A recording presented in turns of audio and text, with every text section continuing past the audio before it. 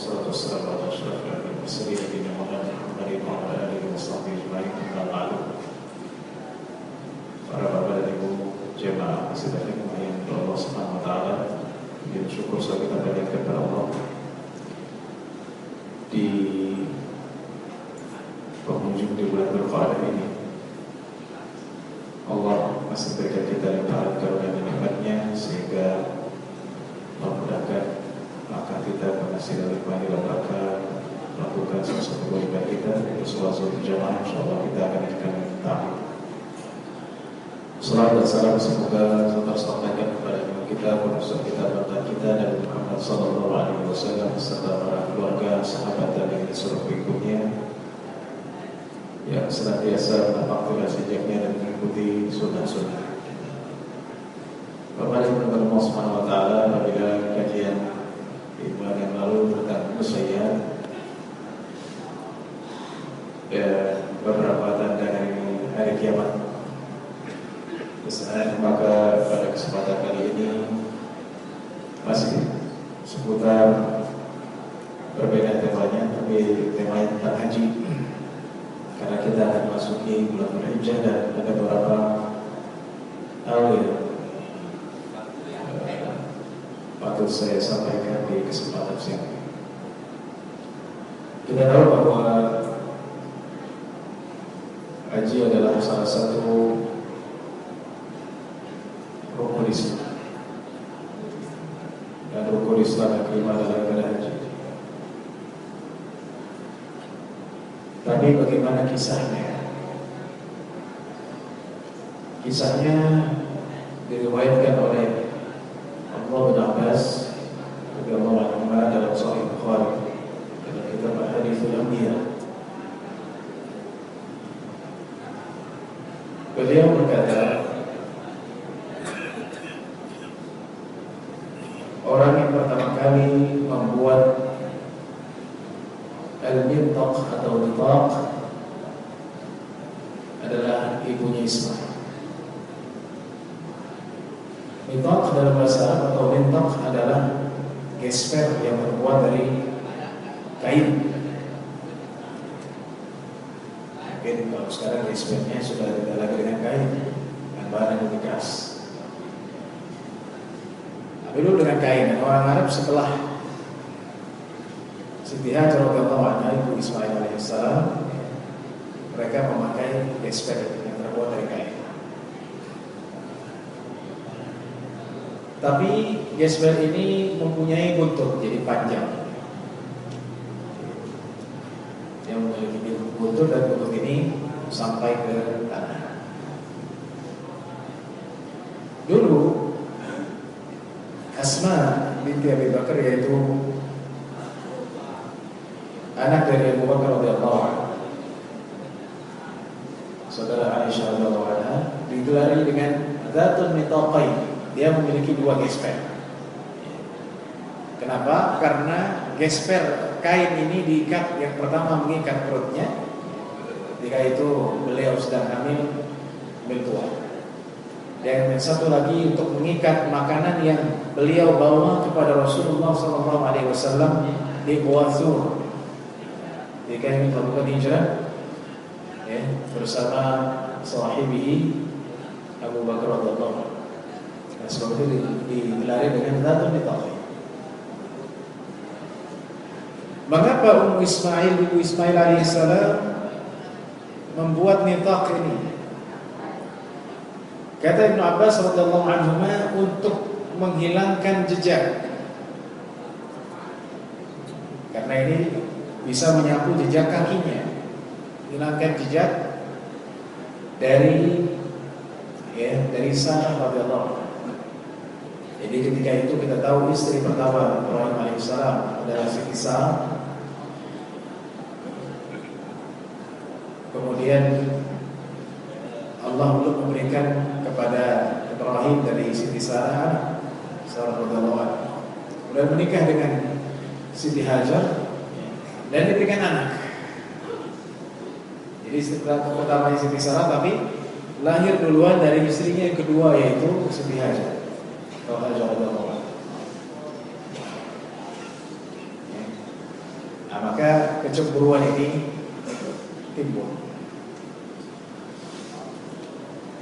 Ini adalah satu konsekuensi apabila seseorang lelaki memiliki lebih dari satu istri. Itu wajar.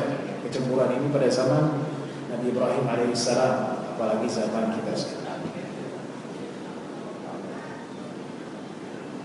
Kata Ibn Abbas radhiyallahu anhu, maka dibawalah, diantarkan oleh Ibrahim alaihissalam, ya, dan dibekali hanya dua. Yang satu adalah sekantung air, dan yang satu lagi adalah sekantung yang berisi kurma. Ya, ini dibawa kemana? Di satu tempat di dekat Baitullah, atau kita menyebutnya Ka'bah. Ketika itu Ismail baru lahir beberapa hari, dan hanya dibekali satu kantung air dan satu kantung kurma. Dari arah mana? Dari arah Syam, Palestina. Maka Ibrahim alaihissalam meninggalkan keluarganya di sana dan berdoa, Rabbana inni askantu min dzurriyyati biwadin ghairi dhi zar'in 'inda baitikal muharram Rabbana liyuqimus shalah faj'al af'idatan minan nasi tahwi ilayhim warzuqhum minats thamarati la'allahum yashkurun. Ya Allah, aku menitipkan, aku menempatkan dari keluargaku, dari keturunanku di lembah. Jadi Ka'bah itu lembah, ya, sampai sekarang lembah. Cuma lembah tidak besar seperti lembah-lembah di bukit-bukit yang ada di Indonesia. Di satu lembah yang tidak ada tumbuhan satupun, di dekat Baitullah, di dekat rumahmu. Ya. Jadi Ibrahim alaihissalam meninggalkan istrinya dan anaknya yang baru lahir dengan dua bekal tersebut di tempat yang tidak ada tumbuhan, tidak ada air, bahkan tidak ada manusia. Ini keluar dari logika manusia. Tapi tetap Siti Hajar dalam keimanannya, keyakinannya, ketulusannya, dan Ibrahim alaihissalam pamit kepada Siti Hajar. Siti Hajar pun bertanya, apakah Allah memerintahkan engkau dengan ini? Apakah ini perintah Allah Subhanahu wa ta'ala? Kata Ibrahim alaihissalam, ya, ini perintah Allah Subhanahu wa ta'ala. Aku diperintahkan untuk meninggalkanmu dan anak kita di sini. Diperintahkan kembali ke negeri Syam.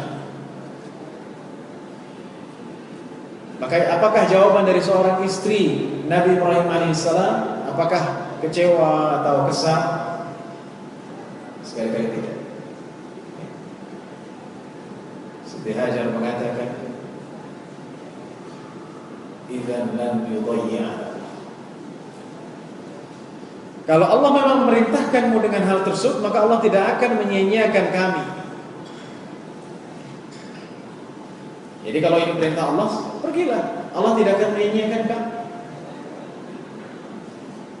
Mungkin kalau perempuan zaman sekarang yang tidak memiliki iman dan ketakwaan, dia akan mengatakan kepada suaminya, betapa jahatnya engkau, betapa teganya engkau, meninggalkan kami berdua hanya dibekali air dan kurma, satu kantung air, satu kantung kurma, di tempat yang tidak ada tumbuhan, tidak ada air, dan aku baru melahirkan. Betapa jahatnya, tega banget. Suami tidak bertanggung jawab dan seterusnya. Tapi itu tidak pernah keluar dari mulut Siti Hajar. Dia mengatakan Allah tidak akan menyia-nyiakan kami. Maka Ibrahim alaihissalam mulai tinggalkan ketika telah perlahan-lahan jalan terhadap istri dan anak. Karena perintah Allah Subhanahu wa taala. Apa yang terjadi? Bekalnya hanya 2. Sekarang orang mau berangkat haji bekalnya banyak. Di zaman yang sudah canggih, yang sudah ada air, segala macam. Makanan banyak, bekalnya banyak. Orang punya rumah haji ada yang bawa perabotan, ya bawa gorengan, makanan bisa. Belum lagi di sana banyak teman. Ini hanya seorang ibu dan anak. Bayangkan. Yang tidak memiliki siapa-siapa ketika itu kecuali Allah Subhanahu wa taala, ya. Di tempat yang gersang tidak ada air, bahkan tidak ada manusia. Maka bekal ini lama-lama habis. Tidak disebutkan dalam hadis, mungkin sehari, 2 hari, atau 3 hari, karena hanya 2 kantong. Ketika bekal ini habis, maka mulailah di sini kehausan, kelaparan. Orang tua masih bisa menahan lapar, tapi Ismail alaihissalam masih kecil, tidak mampu menahan lapar. Umurnya baru beberapa hari. Bagaimana mau dikasih air? Ibu pun tidak bisa menyusui anaknya kalau tidak ada asupan baginya.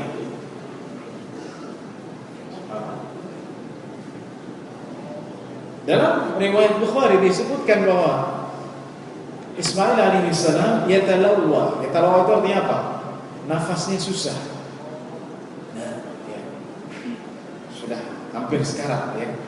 Nafasnya susah. Kenapa? Karena tidak ada asupan makanan dan minuman. Ya.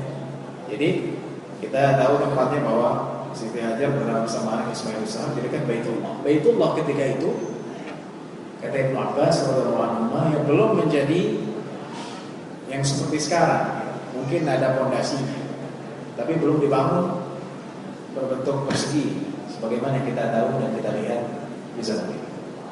Atau yang sudah ada, ya, pada sebelum dibangun, setelah dibangun oleh Ibrahim alaihissalam, sebelum itu hanya pondasi, ya, belum menjadi bangunan surga. Ketika itulah Siti Hajar radhiyallahu anha, ya, khawatir dan kebingungan, bagaimana anak saya nafasnya sudah susah, ia kelaparan dan kehausan. Maka Siti Hajar melihat ada bukit yang namanya Sofa. Ia melihat, ia naik ke atas, ngapain? Ia berjalan ke atas meninggalkan anaknya untuk mencari pertolongan. Mungkin ada orang di sana. Apakah ada orang? Tidak ada. Nyawa tidak ada seorang pun. Turun lagi ke bawah melihat anaknya dalam kondisi kritis. Melihat lagi ada bukit, ya. Di sampingnya namanya Bukit Marwah. Dia naik ke atas, manggil-manggil apakah ada orang, tidak ada. Turun lagi dan begitulah ia lakukan radhiyallahu anha 7 kali. Kata Ibnu Abbas, fadzalika sa'yu bainahuma, itulah sa'i dan itulah sejarah daripada sa'i. Ya, jadi kalau kita umroh ataupun haji, juga ada yang berangkat, kita maknai, kita hayati subhanallah perjuangan Siti Hajar mencari air dan mencari makanan. Setiap kali dari atas ke bawah melihat anaknya sudah tidak berdaya, tapi tetap yakin bahwa Allah Subhanahu wa taala akan menolongnya. Tetap yakin, tetap tawakal, tetap berusaha. Ketika itulah datang seorang malaikat.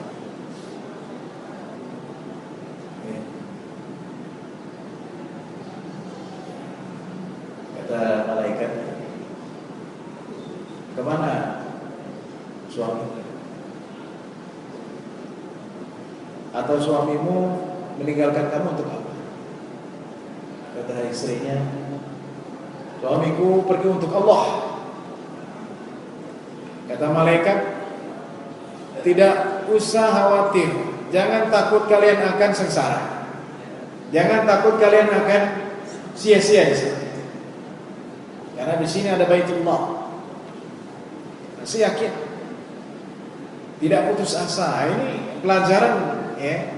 Dari haji ini ada kisah ya. Kisah ini ada dalam Sahih Bukhari ya. Mengajarkan kita untuk tawakal, tidak putus asa. Yakin kepada Allah Subhanahu wa taala dalam kondisi sesulit apapun. Ya. Dalam kondisi yang sesusah apapun tetap kita yakin kepada Allah Subhanahu wa taala. Maka malaikat ini, ya kata Ibnu Abbas, melubangi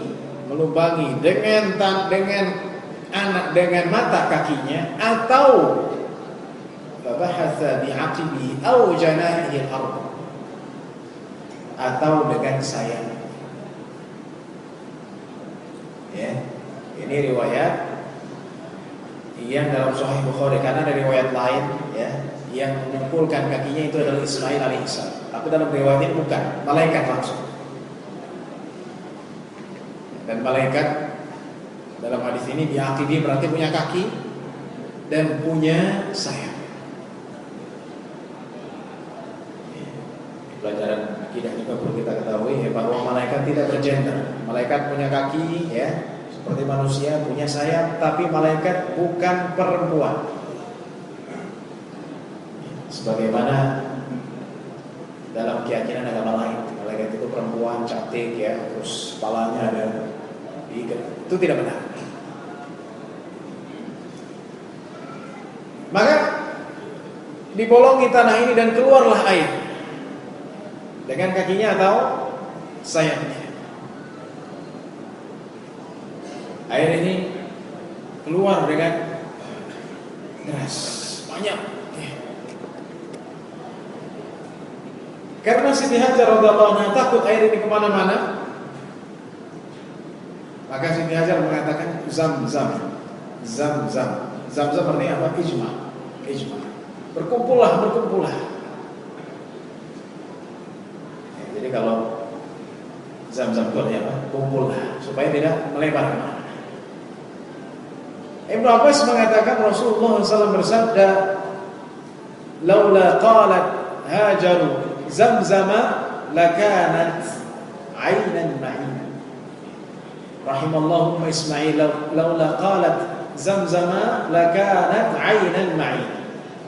Allah menyayangi ibunya Ismail alaihissalam. Kalau ia tidak mengucapkan Zamzam, mengatakan Zamzam, maka Zamzam akan menjadi sungai yang luas. Air itu yang mata air. Air artinya mata air yang menjadi sungai. Jadi kalau tidak dikatakan itu oleh Siti Hajar, maka akan menjadi sungai yang mungkin luas dan lebar. Tapi berkatan tersebut, maka Zam-zam menjadi sumur dan tidak apa-apa. Dulu saya haji tahun 2002 itu masih ada sumur Zam-zam. Letaknya dekat Ka'bah ya. Jadi sebelum masuk Masjidil Haram ya, di tempat orang tawaf paling pinggir itu ada tangga ke bawah. Sekarang sudah ditutup. Sudah lama. 2006 saya ke sana sudah ditutup. Kembali dulu. Jadi letaknya di situ. Air Zam-zam. Berarti ini kisah Zam-zam. Kita tahu. Dan dari situlah Siti Hajar radhiyallahu anha memberikan air Zam-zam itu kepada Ismail alaihissalam, dan mulailah Ismail ya, perlahan-lahan berangsur-angsur kembali sehat setelah beberapa hari atau beberapa waktu tidak. Awal dari Allah Subhanahu wa taala, jadi Zam-zam adalah salah satu air yang luar biasa dan tidak pernah habis ya, sampai hari akhir insyaallah. Dan air Zam-zam memiliki kadar mineral yang tinggi. Rasulullah mengatakan ma'u Zam-zam lima syuribalah. Air Zam-zam untuk yang diminum ya, jadi kalau kita minum, kita Kita minta pada Allah agar kita disembuhkan dari penyakit yang ada di tubuh kita, insya Allah sembuh. Supaya diberi kesehatan, insya Allah sehat. Ya. Karena memang secara ilmiah air Zam-Zam memiliki mineral yang tinggi. Bagaimana cara membuktikannya? Ambil air Zam-Zam, caranya kayak YouTube ada.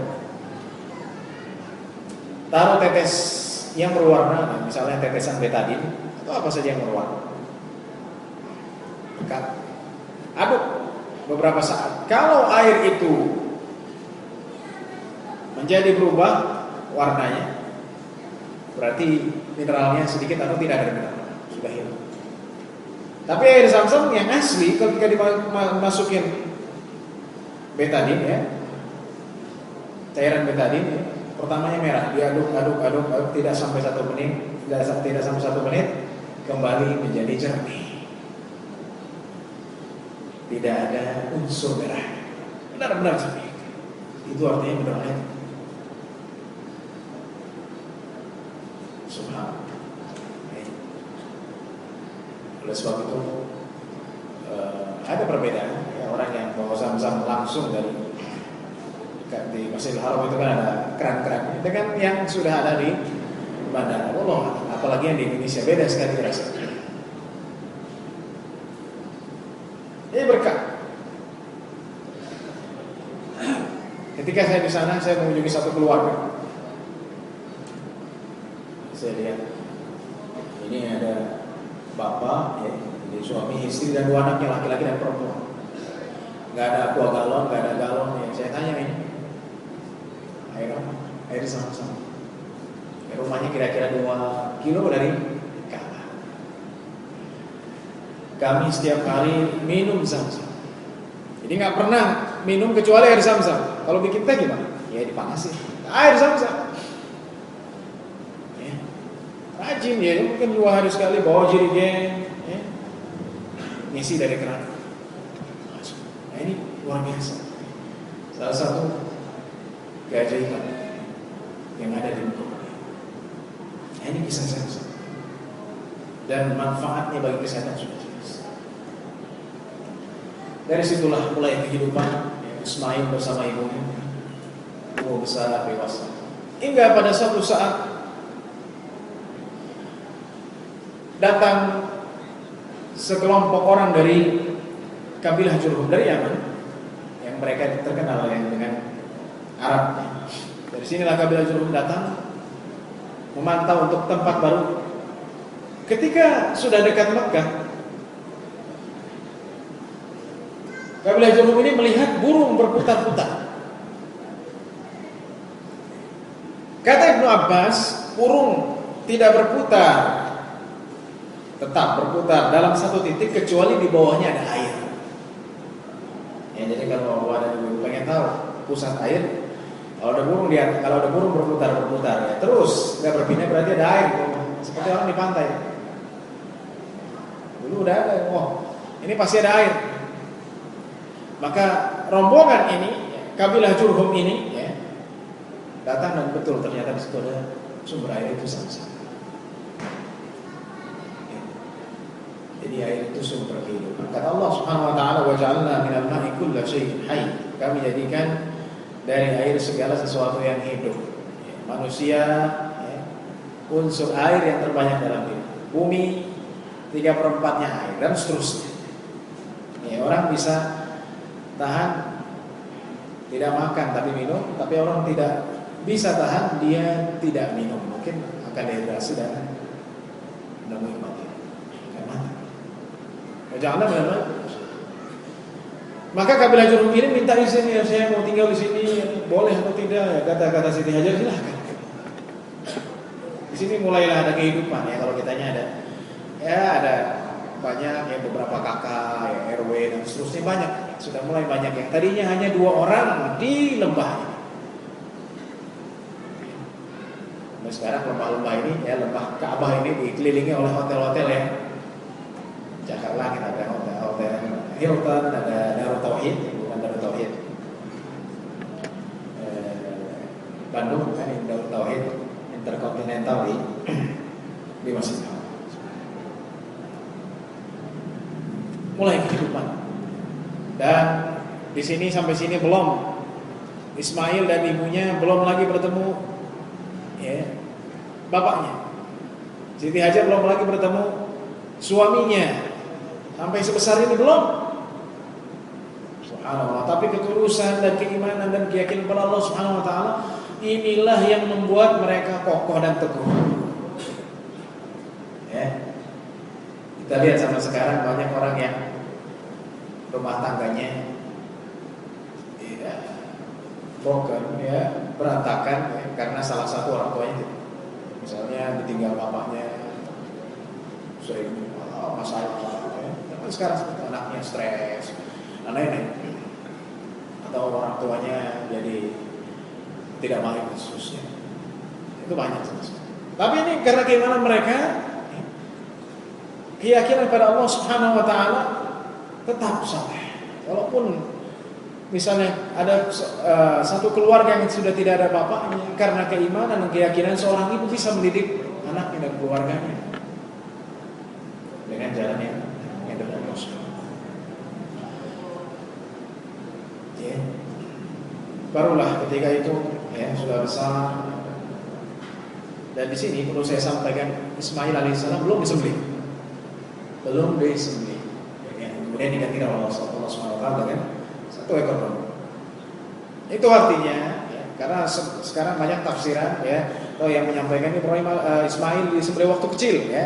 Kata Allah Subhanahu wa taala, "Falamma balagha ma'ahu as-sa'ya." Ketika Ibrahim alaihissalam, Ismail alaihissalam sampai ke umur as-sa'yu. As-sa'yu itu artinya apa? Sa'i, berusaha jalan ya. Jadi sudah dewasa, bukan kecil. Itu sama. Ya. Maka dinikahkanlah kepada seorang perempuan dari kabilah Jurhum. Dari kabilah mendatang. Sampai sini ya, belum lagi bertemu dengan Ibrahim alaihissalam. Setelah menikah, tak lama kemudian Siti Hajar wafat. Jadi Siti Hajar radhiyallahu anha wafat berdasarkan mafhum dalam hadis ini ya, dan belum bertemu dengan suaminya lagi setelah ditinggalkan semenjak lahirnya Ismail alaihissalam. Bayangkan. Mungkin di sini ada istrinya baru menikah punya anak, istrinya menikah. Atau sebaliknya, baru menikah punya anak, suaminya meninggal. Nah, ini coba betapa beratnya, betapa susahnya tanpa pendamping ya, mengurus anak sendirian. Ketika itu tanpa ya, diawasi dan dibimbing oleh Ibrahim alaihissalam. Ketika menikah dan hidup dengan istrinya dari kabilah Jurhum ini ya, sudah meninggal, Siti Hajar datanglah Ibrahim dari arah Syam mengunjungi anaknya, mengetok pintunya ya, menanyakan apakah ada Ismail ya. Kata istrinya tidak ada. Ismail alaihissalam sedang mencari nafkah. Kalau kita sekarang dekat ya, rumahnya dekat-dekat sini ya, walaupun di Depok atau di mana ya, paling perjalanan 3 jam atau 4 jam dengan macet. Tapi ini mungkin jauh. Sama dulu belum ada transportasi ya seperti sekarang. Ditanya oleh bapaknya, bagaimana hidup kalian? Kata menantunya, ia katakan bahwa hidup kami susah. Ya, kami susah, makan pun susah. Bahasa kita ini suami saya pas-pasan. Gak cukup ya, hidup gak enak, susah. Mengeluh.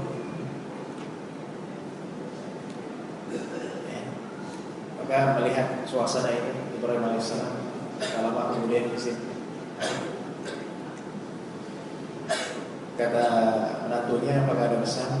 Iya, saya titip pesan kepada Ismail alaihissalam. Kalau dia datang nanti bilang, ya, titip salam buat dia. Satu. Yang kedua, ya, kalau dia datang, ya, suruh ia mengganti pintu rumahnya. Suruh mengganti pintunya diganti. Maka pergi Ibrahim alaihissalam kembali ke Syam. Ke Palestina, maka datang Ismail dan sudah merasa bahwa bapaknya datang. Ya, ini namanya sebut kontak batin. Ya. Jadi kalau bapak dan ibu merasa gak enak anaknya, itu namanya kontak batin, bukan hal yang gaib ya, bukan. Anaknya lagi jauh, ya, kuliah di Jogja atau di mana, tiba-tiba perasaan nggak ada, ternyata anaknya sakit, itu kontak batin. Itu hal yang wajar, ya, yang biasa. Sebagaimana Ismail alaihissalam merasa bahwa ada orang yang datang mendekat dengannya. Ada orang yang datang. Maka ditanyakan kepada istrinya, siapa tadi? Apakah ada yang datang? Iya. Bagaimana ya, siapa? Iya, kata istrinya, ya, yang datang tadi orang tua jelek-jelekin. Tua jelek, pokoknya mukanya saya nggak suka. Terus apakah ia bertanya? Ia bertanya. Apa yang ditanya? Ditanya bagaimana kehidupan kita, Pak. Terus kamu jawabnya apa? Ya saya jawab susah, Pak. Hidupnya itu susah, ya. Gaji pas-pasan, ya, 1 juta, ya, anak banyak misalnya, ya.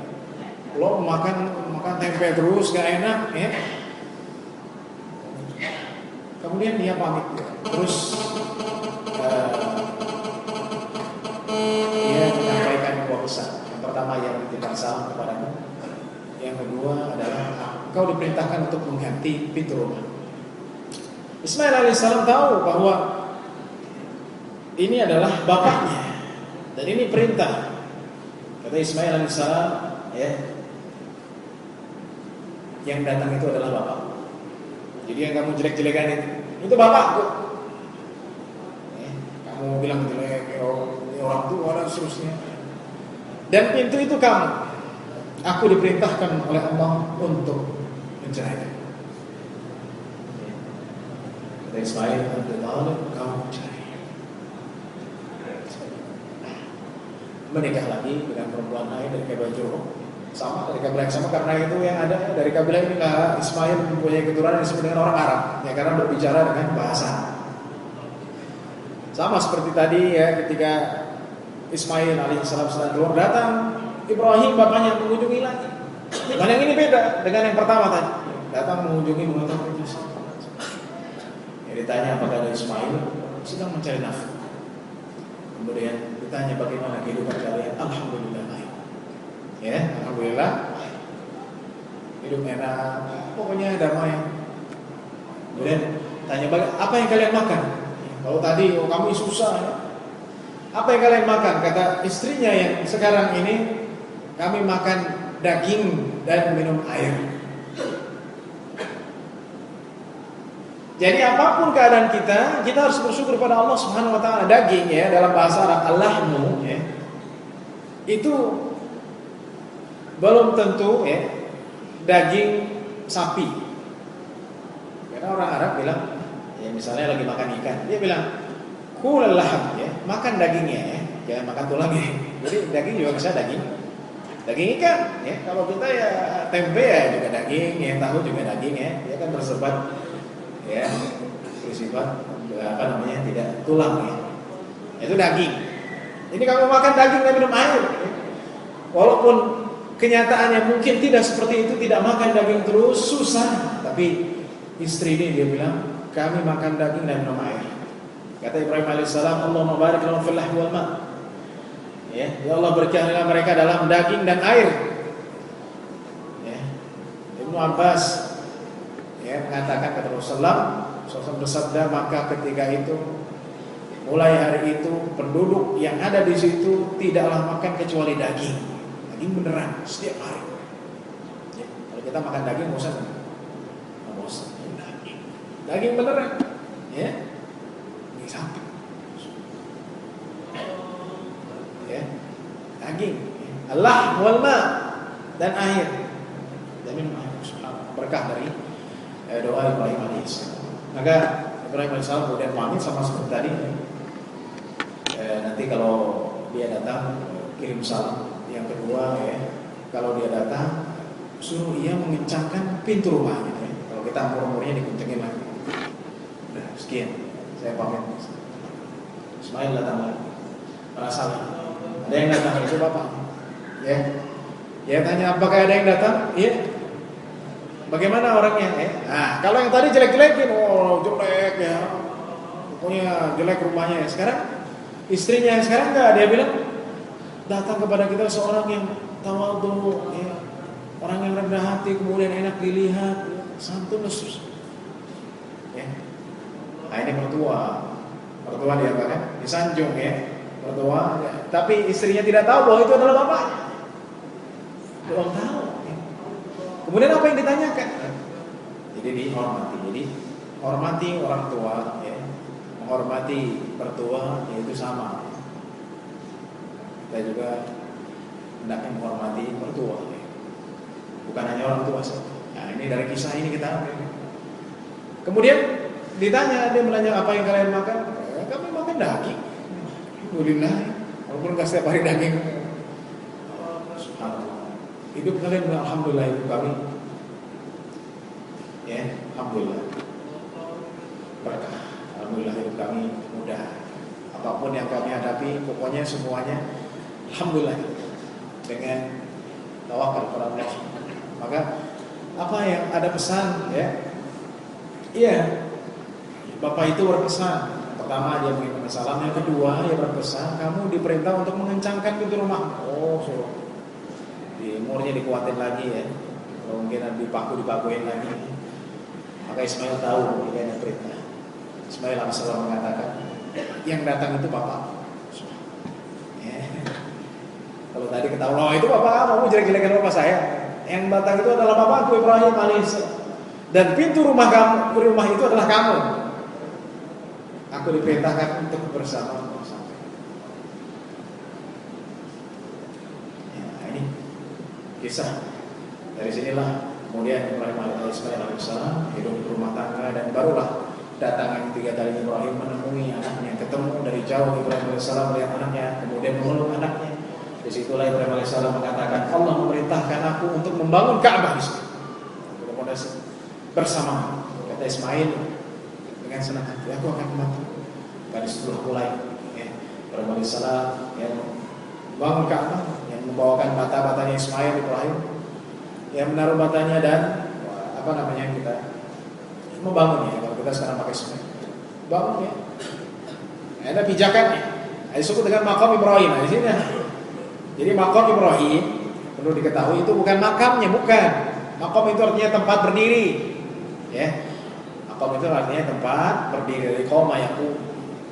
Karena makam dalam bahasa Arab itu madfan atau makbarah, kuburan, kubur itu betul dalam bahasa Arab. Tapi kalau makam dalam bahasa Arab itu artinya tempat. Ibrahim alaihissalam bangunnya dan ya, perlahan dan akhirnya jadilah Ka'bah utuh. Setelah itu mereka tawaf bersama dan mengatakan Rabbana taqabbal minna innaka antas samiul alim. Jadi kisah maqam, kemudian kisah tawaf sebagai tanda syukur pada Allah Subhanahu wa taala. Rabbana taqabbal minna innaka antas samiul. Selesailah hadis Ibnu Abbas. Itulah kisah haji yang diriwayatkan Ibnu Abbas dalam Sahih Bukhari yang banyak mengandung pelajaran bagi kita semua. Ya, di antaranya adalah bagaimana kita sebagai umat Islam, ya, berjuang, ya, kemudian tawakal, ya, kemudian setia, ya, kepada pasangan, kemudian menghormati orang tua, mertua, dan juga bagaimana menjadi anak yang saleh, ya, dan mencontoh kepada orang tua, ya. Dan orang tua ini adalah contoh bagi anak. Kalau orang tua saleh, insya Allah anak juga saleh. Insya Allah. Semoga Allah Subhanahu wa taala berikan kita kenikmatan kepada haji dan mengampuni dosa-dosa kita. Sallallahu alaihi wasallam. Ada pertanyaan?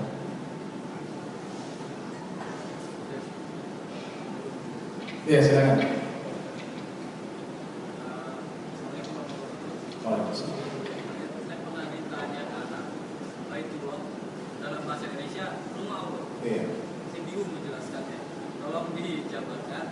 Terus yang kedua, sejarah Zam-Zam yang saya ajarkan juga kepada saya adalah malaikat dalam bentuk manusia memerintahkan kepada Siti Hajar menghentakkan kakinya. Iya. Dan saya dengar ini yang baru nih dari Ustaz. Masih saya yang salah bahwa kemudian malaikat sendiri yang menghentakkan kakinya.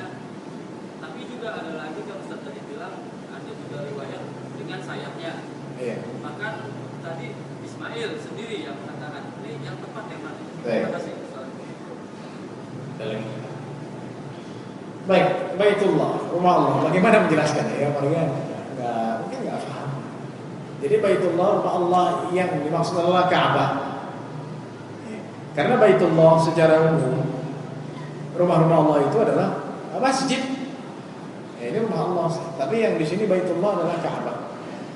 Jadi menjelaskannya Baitullah, rumah Allah ini adalah Ka'bah sebagai kiblat, ya, sebagai kiblat umat Islam. Itu aja. Jadi rumah Allah itu sebagai kiblatnya. Kita tidak menyembah Ka'bah, tapi kiblatnya ke sana. Seluruh umat Islam yang ada di dunia ini kiblatnya kemana? Ke Ka'bah. Ya, di Ka'bah kita menjelaskannya Baitullah, rumah Allah itu maksudnya apa? Apakah Allah ada di dalamnya? Tidak. Sekali-kali ya kita tidak boleh Allah ada di dalam. Ya, tapi Allah membuat Ka'bah ini ya, sebagai kiblat bagi umat Islam. Itu di mana semua masjid, semua orang yang sholat menghadap ke sana. Kemudian yang kedua, ya di sini banyak riwayat, ya. Banyak riwayat. Ya. Mana yang sahih? Mana yang lebih sahih? Karena riwayat yang menunjukkan bahwa yang memukulkan dengan kaki ini sebenarnya ada, tapi yang lebih sahih riwayat ini. Lebih sahih dari riwayat Bukhari. Walaupun yang lain mungkin banyak riwayatnya. Jadi dua-duanya ada hadisnya, cuma ini yang lebih kuat. Itu. Ya, malaikat. Ada lagi?